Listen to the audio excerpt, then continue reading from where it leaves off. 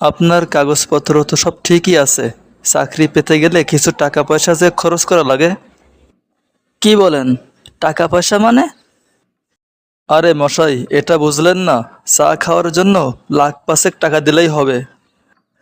ও আচ্ছা, আগে বলবেন তো এসব কথা।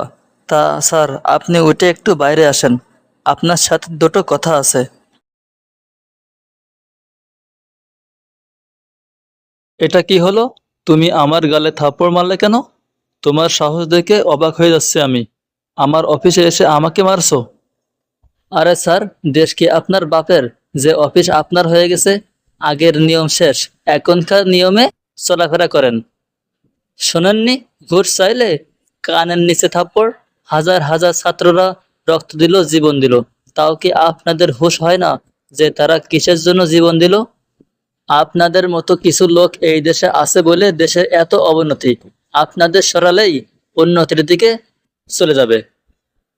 বাবা, আসলে হয়েছে কি, চরিত্রটা পাল্টাতে আমার একটু সময় লাগবে। অনেক দিনের অভ্যাস তো। বাবা, আমি তোমার কাছে মাপ চাচ্ছি। আর কোনোদিনও কারোর কাছ থেকে টাকা দাবি করব না। যার যেরকম মেধা সে সেরকম চাকরি পাবে।